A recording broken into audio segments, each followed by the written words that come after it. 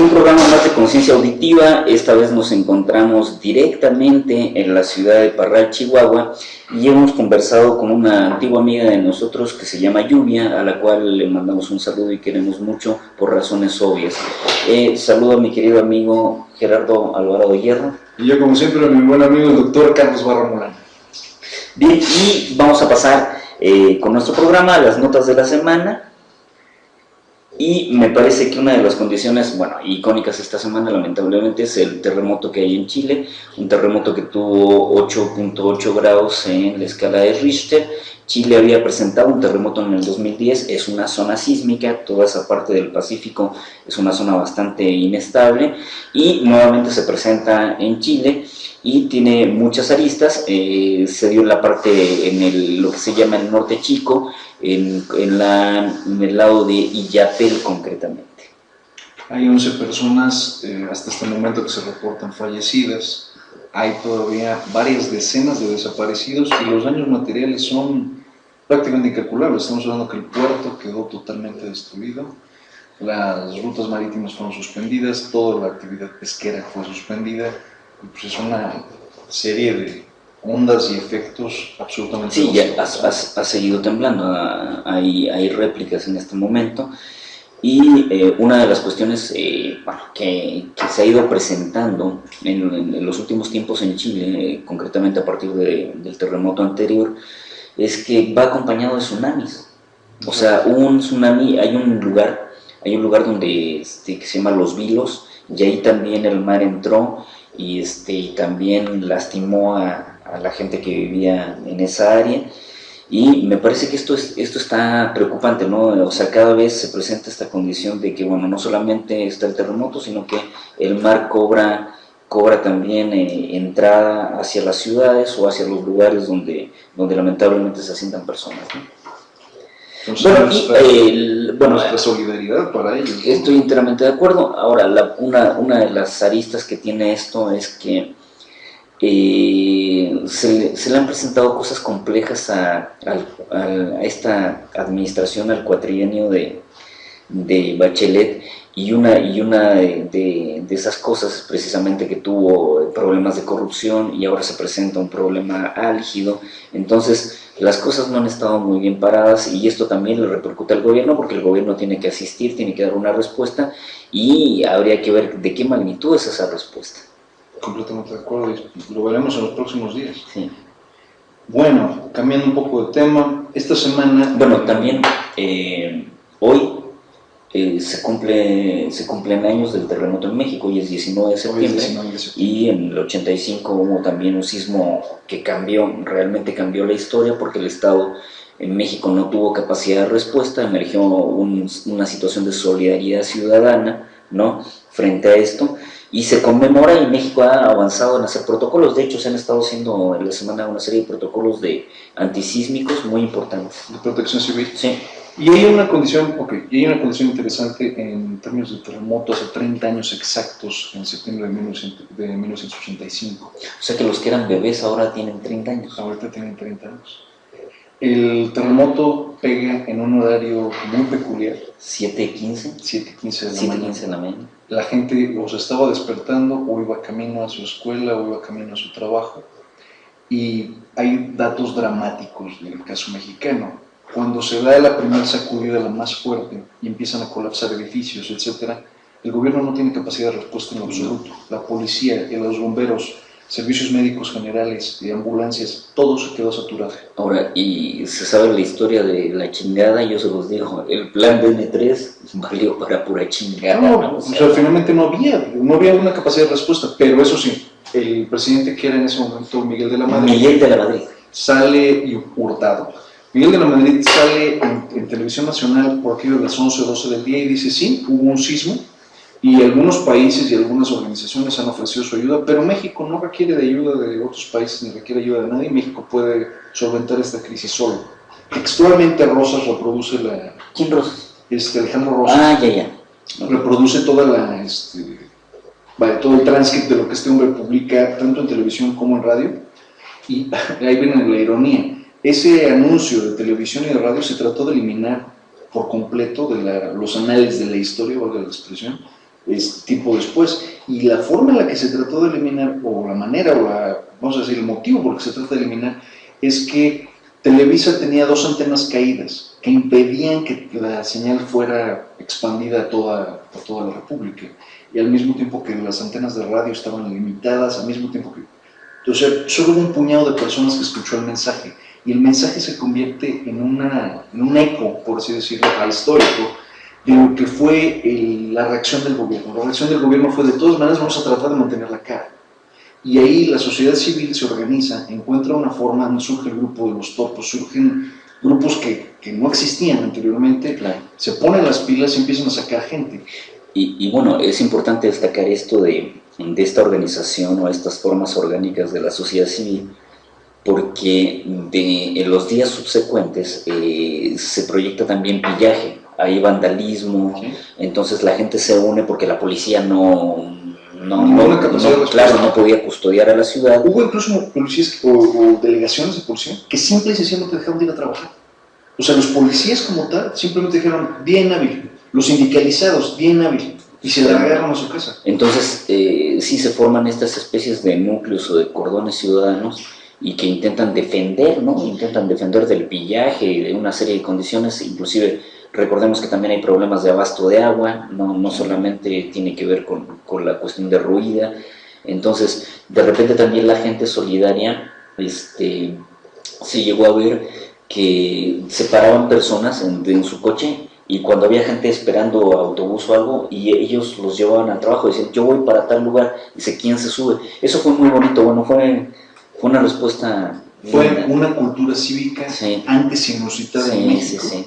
Muy bien dicho. Había un término que respetaba a Enrique Krauss, y no me gusta Enrique Krauss, con todo el debido respeto. A mí tampoco, y que se vaya a la chingada. Que es un enciclopedista maldito que hizo a don Porfirio ahora héroe nacional. Sí, es muy parcializado. Entonces, bueno, puede quedarme con esta cita. Yo no estoy en contra de don Porfis, ¿no? Pero sí. Pero no como héroe, ¿no? Pero no como héroe. Krauss hace un rescate de estos 2 momentos del terremoto de septiembre del 85 y de la expropiación petrolera en 1939, ¿sí? Bueno, los 2 momentos se dice... 38. Marzo del 38. En el 39 ya estábamos festejando. Ya estábamos festejando. En marzo del 38, cuando Cárdenas lanza la arenga de que vamos todos a nacionalizar el petróleo y más allá, se abren unos centros de acopio en distintos puntos en la Ciudad de México, en Guadalajara, en Monterrey, y estos centros de acopio era para que la gente donara, ya sea dinero o algo que les sobrara. Para pagar la indemnización. Para pagar la indemnización. En aquella época. Y creo que fueron 10 millones de pesos. Hay una cola interminable afuera de Bellas Artes, donde estaba uno de los centros de acopio. Es interminable, va por todo Francisco y Madero, o lo que era Francisco y Madero, casi hasta Reforma. Y son, vamos a ver, 1 kilómetro de cola, de gente cargando lo que tenía en la mano para donar, para recuperar su petróleo. Qué bello, ¿no? O sea, son 2 momentos de cultura cívica. Y lo que se aprecia también es que de repente, aunque no lo parezca, llegaban las señoras de alta sociedad en sus coches a tirar y sus joyas, o sea, fue una... Yo no creo que ahora en la actualidad, ¿tú crees que se hiciera? Yo creo que no ha habido... O sea, que llegaran y me dijeran, toma mis joyas. Mira, esta semana el periódico, bueno, más bien la revista The Economist, El Economista, publica un artículo que me pareció fascinante y lo vamos a mencionar en notas políticas, que dice, el PRI fracturó a México en 2 realidades. El Economista le atribuye que el sistema de partidos de México, instaurado por Plutarco Elías Calles entre 1928 y 29, la creación del PNR y la institucionalización del poder. Esta forma de aglutinar personas, lo que generó fueron 2 Méxicos. Un México de personas que tienen vacaciones, tienen empleo y tienen una estabilidad de vida. Y un México de personas que no tienen vacaciones, no tienen estabilidad de vida, no tienen empleo, ni acceso a los satisfactores más básicos. Ni tienen vida tampoco. Dice, y esta perpetuación del poder prácticamente institucionalizó un sistema que ya existía desde el siglo pasado. Entonces, esta crítica me parece muy, muy salubre, porque si nos ponemos a pensar en estos 2 momentos de cultura cívica en México, son 2 momentos en los que nos olvidamos de banderas políticas, de ideologías, de idiosincrasias, nos olvidamos de todo y decidimos ayudarnos unos a otros. y logramos algo increíble e inusitado en la historia de México. Creo que eso tuvo el temblor del 85, ¿no? Y eso no hemos vuelto a tener. En la crisis nos volvimos solidarios, cívicos, nos asumimos como parte de una mexicanidad. Y ahora la mexicanidad, y nos lleva a otro tema que tenemos también, la mexicanidad se vivía a través de símbolos como el grito de independencia. Esta mexicanidad que nos coloreaba de adelitas y de revolucionarios, en una realidad que desgraciadamente es ahistórica, en una simbología histórica de gente que, planteemos esto, Pickering, el embajador de México en Inglaterra, hace una arenga recordando a Porfirio Díaz y a Zapata. Después pide disculpas, pero esto es el grito de independencia se ha convertido en eso.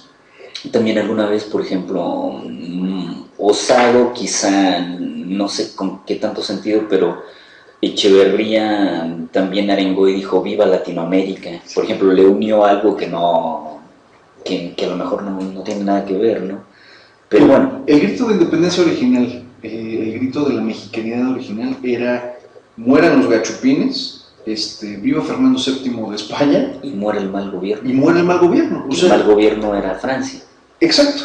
O sea, dices, no tiene nada que ver con la mexicanidad, no tiene nada que ver con la independencia, tiene que ver con un signo de los tiempos de Hidalgo hace 205 años. Y irónicamente, años después, 2 o 3 años después, se da la primera reproducción del grito. Irónicamente también se da en Hidalgo, se da en Huichapan, donde se gritó, mueran los que mataron a los héroes, mueran tal, y viva Hidalgo, viva Morelos, viva la corregidora. Fue el primer grito. De ahí en adelante estamos hablando de una reproducción ya, vamos a decir, no sistemática, sino más bien inercial, de este grito y este símbolo de la mexicanidad, que era antes, creo yo, una celebración y una fiesta popular, y que ya dejó de serlo, se ha convertido en un factor hasta de riesgo. Bueno, recordemos que en los últimos años hubo inclusive un estallido de granadas en Michoacán. Me parece que... ¿6 años, 7 años? Sí, más o menos, sí, fue brutal. Fue brutal porque también murieron varias personas. Entonces se ha ido diluyendo, me parece que se ha ido diluyendo, y lo que conjunta es más como, no sé si un sentido de verbena popular, como porque tienes la oportunidad, ahora lo hacen casi todos los estados, contratan a artistas, ¿no? Y la gente en cierta medida se gratifica de esto que no tiene todos los días, ¿no? La gente común y corriente, ¿no? Entonces no sé si eso tiene que ver o es más este fervor patrio, o hasta dónde llega el fervor patrio. Pero por ejemplo, en el Zócalo capitalino, concretamente con Enrique Peña Nieto, había ya una amenaza de las redes sociales donde decía gritas y te vas. Y subieron a YouTube, yo lo vi, que hubo bastante gente, se ve bastante gente, no sé qué caudal, pero empiezan a gritar cuando está Peña Nieto, empiezan a gritar esto de culero, culero, culero, culero, culero. Y aquí viene la parte divertida. El Zócalo alcanza una capacidad, solo la plancha, porque vamos a ponernos físicamente en el Zócalo. Hay casi 14 metros entre donde empieza la plancha del Zócalo y donde empieza Palacio Nacional. Esos 14 metros ya se consideran desde los años 70 que alguien lanzó una bomba molotov, que estaban medio ahí encubierto, más allá, y se lanzó una bomba molotov. Ya desde esa época se mudó el cordón mucho más adelante para evitar que las personas puedan aventar algo. Se hace mucho más efectivo el operativo. Hasta una semana antes se ponen controles alrededor de la plancha del Zócalo para evitar que las personas entren y dejaran un artefacto, un arma o algo que pudiera causar daño a uno de los asistentes. Este año, de las cerca de 120,000 personas que pudieron haber entrado al Zócalo, se limitó como a 250,000, a 200,000 personas. O sea, estuvo exageradísimamente acotado el cuadro. Se calcula que el cuadro en realidad tenía 20% de su capacidad. Entonces ya de ahí... Aparte, López Obrador no fue. Muchos otros personajes que tenían que haber ido tampoco fueron, pero la otra curiosidad fue que había tal estructura de protección al presidente, que en el momento que daba el grito, hubo un chico de 19, 20 años de la UNAM que estaba gritando consignas y que sacó pancartas. 3 personajes de seguridad llegaron, lo levantaron y se lo llevaron. Y hubo un rato en el que el tipo estuvo desaparecido. Apareció cerca de Catepec 2 horas más tarde. Lo llevaron a pasear. No lo golpearon, no lo torturaron, no le hicieron nada. Solo desapareció en el sol. A lo mejor le dijeron, ven a gritar acá de Catepec. O sea, creo que es ya peligroso, ¿no? O sea, ahorita aquí en Pachuca se da el grito, lo da el gobernador Olvera, y tú ves la cara de la esposa, y la esposa tiene miedo, echa 2 pasos hacia atrás. Eso es que yo no lo vi, no. Hay un par de reproductores también en YouTube. En YouTube está. Y se oyen las mentadas de madre y se oye que vuelan cosas, vaya, no es un momento grato. El tipo hace el grito, o sea, no me sí supe que habían ayuda a bocheos inclusive. Sí, o sea, la gente no estaba contenta con el dicho Tusobús. Entonces, el grito de independencia se convierte en un espacio para la verbena y en un espacio para la protesta y la descalificación. Puede resultar contraproducente. En vez de cuajar esto de la unión o la solidaridad y este sentido de identidad, se puede convertir en todo lo contrario. Es que entonces eso es lo que nos hemos convertido. Pero se puede convertir en todo lo contrario por la realidad que se vive, ¿no? O sea, no por el momento que está ahí. Pero, reitero, o sea, ¿qué pasa con un símbolo que era el símbolo de la unidad, la nacionalidad, etcétera? Ahora se convierte en un motivo de celebración, pero también atómico.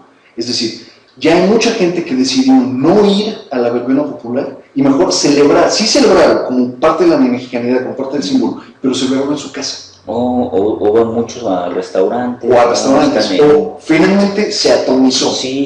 O sea, sí sigue siendo una celebración, sí sigue siendo un símbolo de nacionalidad, pero ahora es... Y lo que hacen desde hace mucho tiempo los restaurantes es que ponen en la pantalla el grito que da el presidente de la República. O sea, y que da el local, ¿no? ¿También el local? Sí, también.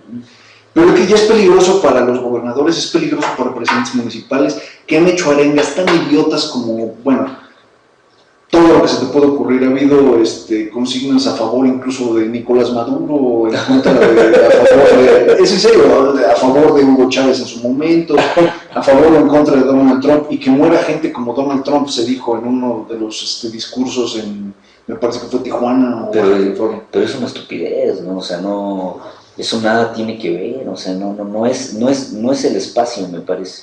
O sea, no puede ser tan laxo de que le metas cosas que no están dentro de la liturgia política que tiene el discurso, ¿no? Pero es que esa parte curiosa de lo que mencionas, la liturgia, ¿realmente es algo que entiende el político mexicano? O sea, no, ¿entiende el juego de símbolos? O sea, no necesariamente, pero es algo que puede intuir que tiene que respetar, ¿no? Yo creo que eso sería sentido común que desgraciadamente el político promedio no tiene. O sea, no puede ir más allá, inclusive porque es peligroso. O sea, me parece que es peligroso que digas una tontería como esa. Entonces mejor cíñete y acota el asunto solamente a la cuestión de la mexicanidad, ¿no? O sea, peligrosísimo esta cuestión del grito. Relacionado, pero no tan... Bueno, no hubieron incidentes. Hubo incidentes de violencia, cotos de violencia en distintas partes. En Michoacán, en Guadalajara, hubo en el Estado de México, hubo en el Distrito Federal también intentos por pasar el cerco por unos instantes.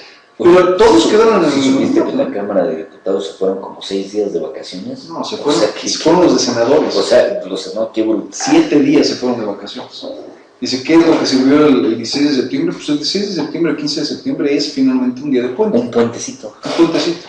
Este fue el ombligo de la semana. Y pasó también con muchos trabajadores del gobierno del estado, también no fueron a laborar. O los gobiernos se los concedieron porque sale más barato no tenerlos que tenerlos. Por ejemplo, el gobierno de Colima, el gobernador Mario Anguiano Moreno, hacía el comentario que era más conveniente que no trabajaran lunes y martes y mejor estar el miércoles, o sea, los 3 días seguidos.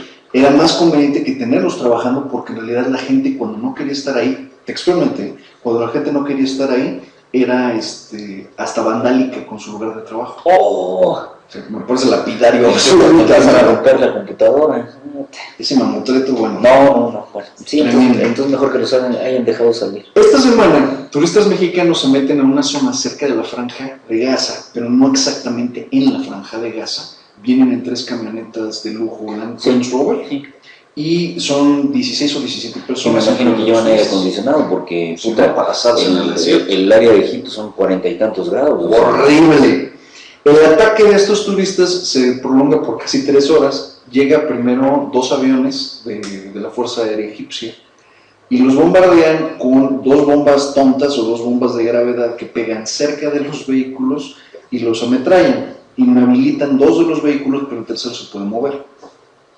Pasan 20 minutos desde ese ataque y en la misma zona, en el mismo lugar, los vuelven a bombardear otra vez, otra bomba tonta de gravedad, y otra vez los vuelven a ametrallar. Así se la llevaron durante 3 horas. Son 5 veces que pasaron los aviones.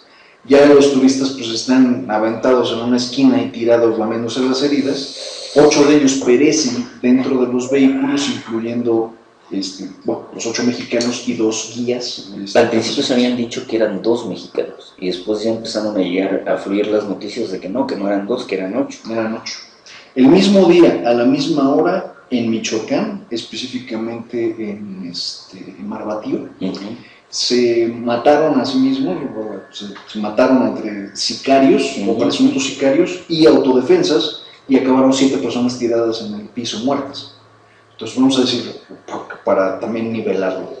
Casi a la misma hora, el mismo día, 7 muertos en Michoacán, mientras que del otro lado del mundo, 8 mexicanos muertos. Sí, pero la noticia que fue climática fue la de Egipto, no, nada que ver, de aquí no se habló mucho, ni se va a hablar mucho. Sale la recién estrenada canciller, la estaban nombrando hace apenas unos 10 días, a esta Claudia... ¿Cómo se llamaba el que asesinaron? Estaba pensando, no quería decirlo, no quería decirlo así, pero sí.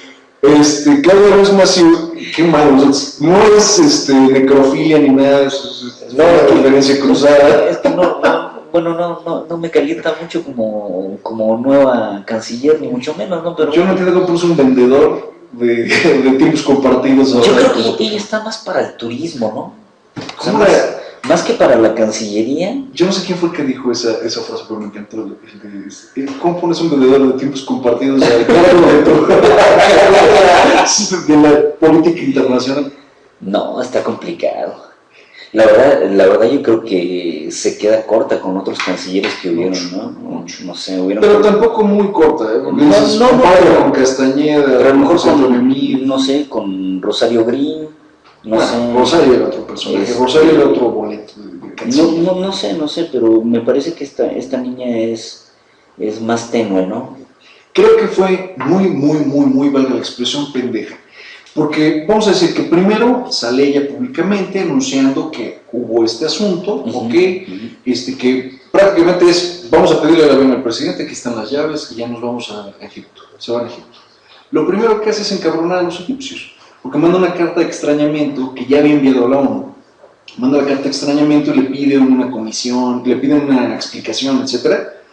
Y los egipcios dicen, se va a formar una comisión, vamos a investigar qué ocurrió y cómo ocurrió y tal. Pero lo que sabemos, dicen los egipcios, es que no tenían permiso para estar ahí. No, que era una zona prohibida. La agencia turística señala, sí teníamos permiso y aquí está el permiso. Después viene otra vez Egipto diciendo, bueno, ok, parece ser que sí, había permiso y vamos a crear 2 comisiones para que podamos investigar el asunto más a fondo y saber qué chingados pasó. Hasta ahí se quedó. Y viene entonces Claudia Ruiz Massieu y lo exagera otra vez y lo vuelve fuera de proporción, manda un segundo extrañamiento. Y el segundo extrañamiento no recibe contestación. La contestación diplomática promedio fue un sí, aceptado, entendido, enterado, y hasta ahí. En conferencia de prensa con su opuesto egipcio, ella hace otra vez el comentario que nosotros exigimos saber y tal y tal. Y ahí viene la contestación de los egipcios que dice, bueno, pues ustedes también tienen un desmadre en términos de muertos y en términos de todo lo demás, por el comentario que hace Ruiz Massieu, que cómo es posible que no enteren a la gente, a los turistas, de que hay una situación de inseguridad en Egipto, y la palabra inseguridad en Egipto no les gustó a los egipcios y le contestan diciendo, okay. ¿Con qué huevos me vienes tú a decir esto si esto también ocurre en México? Ahora, también hay una presión, hay una tontera muy grande, porque yo siento que Claudia Ruiz en determinado momento lo que quiere es mostrarse firme, ¿no? O sea, que haya una postura de que ella no transige, que ella lleva, pero la diplomacia no se maneja así tampoco. No, y México, o sea, no es un todo nada, es muy delicado. Es muy delicado y es una cuestión de constante negociación estratégica. O sea, mucha es detrás de la puerta de la mesa. Claro. Y no puedo salir al aire a cachetear a alguien más. Es una estupidez. sea, fue a cachetear a otro país y entonces después tuvo que intervenir este secretario de Gobernación diciendo, bueno, la realidad egipcia y la realidad mexicana son muy distintas. Claro. Y entonces aparecen voces diciendo, a ver, pues no es muy distinta, ¿eh? Nosotros tenemos 60 y tantos mil personas muertas o desaparecidas en México nada más en lo que va de este sexenio. O sea, que ya muy distinta no es. Sí, pero la índole sí es distinta, o sea, son conformaciones que no tienen que ver geopolíticamente de la misma manera, ¿no? O sea, de repente México aparece como mucho más impugnable porque es un país que históricamente aparentemente ha sido democrático, ha tenido paz social, no hay equilibrio de poderes, no sé. Entonces, si de repente no puedes cacarear, yo creo que había que ser prudente. Y no fue prudente, sino que quiso verse sagaz para ver si le hubiera resultado la jugada, a lo mejor sale muy bien parada. ¿Sabes qué? Pero fue todo lo contrario. Quiso ser Osorio Chong negociando con los chavos del Politécnico. Que eso sí salió bien. Que eso sí salió bien. O sea, que sales en mangas de camisas y los tranquilos. Afable, cercano. O sea, quiso verse así. O sea, sí, yo voy a Egipto rápidamente y me estaciono aquí, voy y nalgueo a los egipcios, regreso con los heridos y todo bien. No regresó con todos los heridos, de antemano hubo 2 que se tuvieron que quedar, que están gravísimos. No regresó con los cadáveres y no regresó con una explicación. O sea, la mujer regresó, pues sí, con 6 de 8 y sin los cadáveres y sin explicación. ¿Y qué chingados fue? Y yo creo que cansada también, ¿no? Porque no, la vieja cara está la vieja hecha una mierda. Entonces, creo que se pudo haber manejado de otras tantas formas. Y bueno, por ejemplo, tienes voces de exageración absoluta. Por ejemplo, Jorge Aristóteles Sandoval Díaz, el gobernador de Jalisco, dice abiertamente que se suspenden las relaciones internacionales con Egipto hasta que no se brinde una explicación. Bueno, ojalá no se le va a ocurrir la idiotez de decir que el ejército mexicano bombardea Egipto, ¿no? Ya no es la época, o sea, esto era los años 30, esto ya no es así, no funciona. Yo lo que leí dentro de varias notas internacionales es que Egipto no va a echar atrás, es decir, no hay un reconocimiento de un error, ¿no? En primera no hay un reconocimiento de que se equivocaron, ¿no? O sea, no, sino que insisten en que la zona era una zona prohibida y que por lo tanto el ejército actuó en consecuencia, no al ver vehículos extraños. Entonces, o sea, es lapidario, o sea, no va a pasar a mayores. Y va a ver que México tiene que apechugar ahí de que no le crea. Claro, es importante hacer un pronunciamiento de que estas personas ni eran terroristas, ni eran solamente turistas, y sí, que lamentablemente se cometió un error, pero que quede limpio esto también a nivel de México, ¿no? O sea, tengo México no incuba terroristas, ni... México tengo un amigo que tiene una agencia de viajes y me comentaba que ayer le llegó una nota de parte del secretario de Relaciones Exteriores donde le dice, y le recomendamos que en este momento los viajes a Egipto son considerados peligrosos. O sea, eso fue lo que se limitó la SRE a hacer, la Secretaría de Relaciones Exteriores fue, vamos a hacer este panchote a nivel internacional, quedamos como unos perfectos idiotas, y al mismo tiempo es a todas las agencias de turismo en México, le mandas esta carta. Si tú ahorita buscas viajes a Egipto en internet, te va a aparecer una nota que dice que es considerado peligroso. Eso es todo. Eso fue el límite de nuestra excelente lógica política internacional. Y fíjate, bueno, yo no estoy empoderado de la noticia para saber hacia dónde iban. Yo sé que en Egipto hay más de una zona arqueológica, o sea, no solamente se van a las famosas 3 pirámides de Keops, Micerimos y anexas, ¿no? Pero hay Luxor y hay una serie de zonas, entonces puede ser peligroso, ¿no? Muchos de esos viajes están protegidos por el gobierno, que tú tomas el viaje en Alejandría, por ejemplo, llegas al Cairo y te mudan a Alejandría, y de Alejandría tomas un barco y viajas por el Nilo, o sea, ni siquiera tocas carretera, y los barcos vienen protegidos desde la costa y vienen protegidos el barco propiamente. Yo no iría. ¿Cierto? Sí. Yo la verdad me parece que es un boleto... Es un volado. Eso es lo que es. Es como la ruleta. Es que ya ocurrió, o había ocurrido, que a este comediante, Jorge Ortiz de Pinedo, le asesinan a la hermana y a la mamá, que en un viaje que van hacia allá, creo que se secuestra un avión donde van ellas y ahí las asesinan. Fue un caso distinto, ¿no? Pero bueno, entonces yo no, o sea, en un área donde tú sabes que puede haber tanto peligro, ¿no? Que en cualquier parte del mundo puede haber peligro, ¿no? Pero digo, en un área que es un foco de reacción. ¿Tiene cuánto tiempo que cambió el gobierno de una forma muy golpe de Estado? Recordemos que en 2011 estábamos hablando de la primavera egipcia, entonces, y que quedan reacomodos, hay muchas fuerzas, hay muchos intereses distintos, desde lo que implica no solamente estas condiciones de lo que ahora llaman el Estado Islámico, sino que lo que fue Hezbollah, esta cuestión de los sunitas, de los chiitas, de la misma parte cristiana, o sea, es un problema tras otro mayúsculo, habría que ser cauto, pero yo reitero, aquí mi única crítica, yo creo que es más fácil ir a Nesa y sigue siendo peligroso. Esta semana el gobernador de Michoacán, recordemos este interinato después de que Fausto Vallejo, la momia, fue retirado. La momia. Esta semana el gobernador se autorizó por decreto una escolta de 3 hombres por un mínimo de 3 años después de su salida del gobierno, para garantizar su seguridad. Entonces, y también se autorizó, y voy a vivir en Miami. No, y se autorizó también un sueldo, una renta después de salir del gobernador. Las dos pasaron a través de su cámara interna, de su cámara de diputados. ¿Y lo aprobaron? Y lo aprobaron. Entonces lo increíble es que cuando salga el gobernador actual de Michoacán de ser gobernador, va a recibir una renta, una dieta para poder vivir, que me parece que son algo así como un poquito más de 60 mil. Y es como la compensación por tan ardua labor y tan excelente trabajo, benéfica labor social, no sé. Ojo, Michoacán es un estado endeudado en este momento con 2.780 millones de pesos. No, y aparte un estado pobre también, con asimetrías. Muchas asimetrías. Con una parte indígena importante. Yo me pregunto, ¿cuánto cuesta un guarura al mes? Uno solo guarura al mes, porque este señor se puso de 3. O sea, lo menos que te puede costar serán 20. O sea, 60 mil pesos más 60 mil pesos. O sea, por lo menos 20. Por lo menos 20. Y más su dieta de 60. Aparte, hay que entender que está el uso de los vehículos, claro, que me imagino que se mueven en algún vehículo. O sea, 1,5 millones, 2 millones va a costar este gobernador, ya como exgobernador. Entonces me parece totalmente la pena. Qué ridículo. Y en la misma zona, bueno, no exactamente en la misma zona, pero en la vecindad, valga la expresión, que hay una avioneta en Sinaloa que llama la atención porque aparece y desaparece en el radar, mandan un par de helicópteros a verificar y encuentran una avioneta caída, no encuentran gente. Y dentro de la avioneta había nada menos que media tonelada de droga que probablemente iba hacia Estados Unidos. Ya habían unos cuates fumando, ¿no? Fumando con una felicidad tremenda.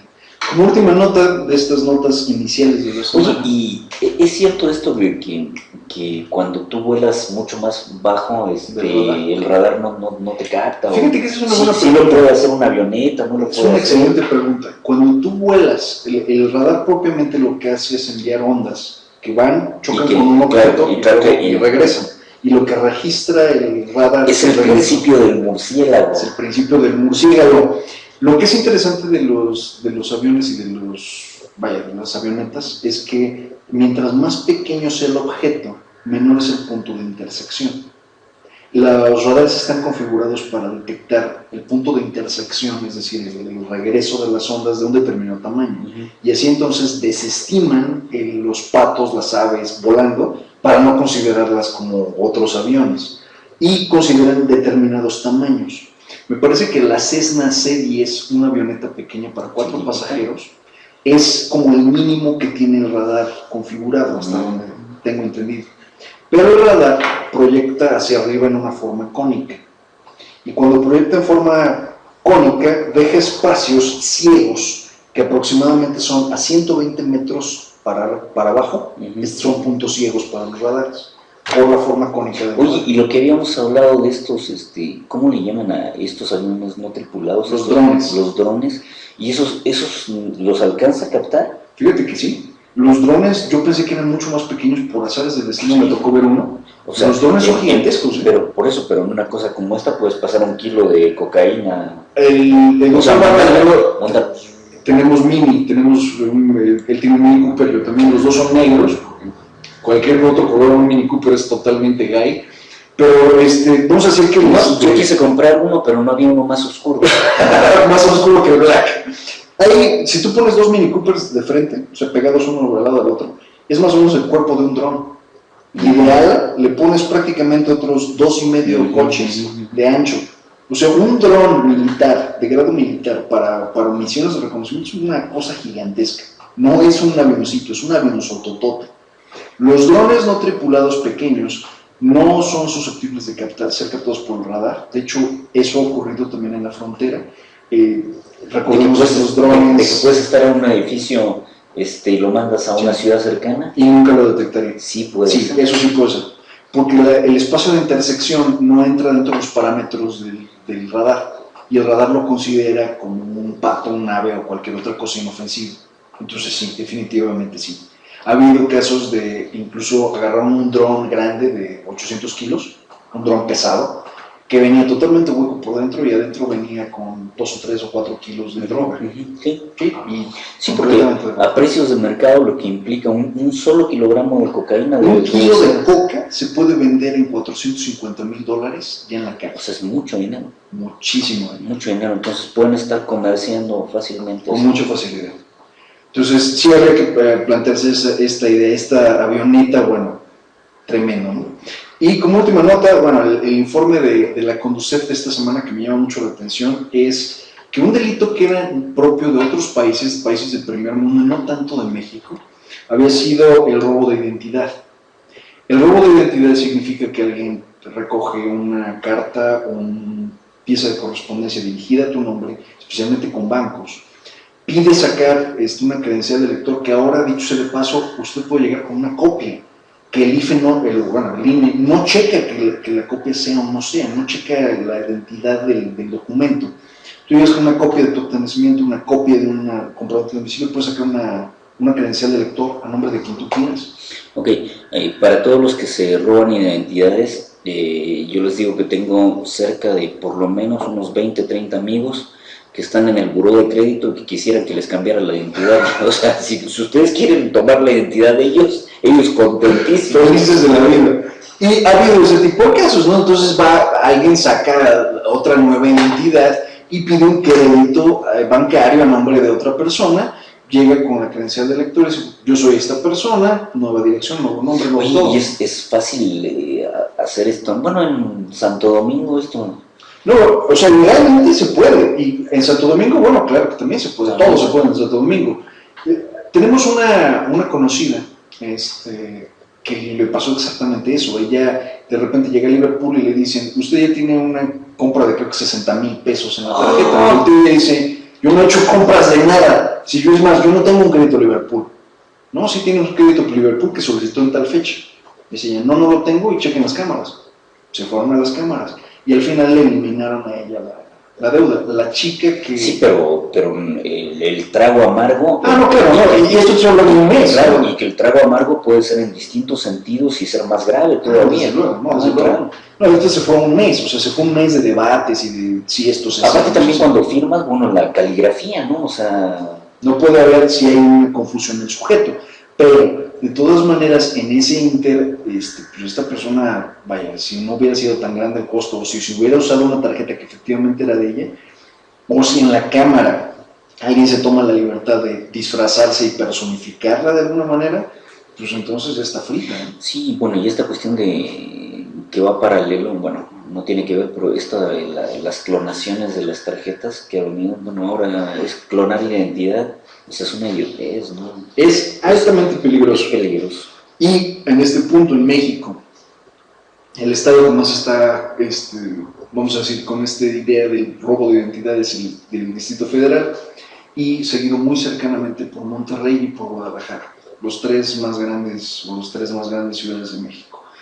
Lo irónico es que este delito como tal se está dando de forma exponencial. Ya no tarda en llegar a otros, vamos a decir, a otras partes de provincia, y conforme vaya ocurriendo, pues habrá que encontrar otros candados. Pues resguarde realmente bien su... A mí no me pueden clonar porque yo nací calvo desde niño. O sea. Pero, vámonos a pausa, dejamos... comentemos esta, ¿no?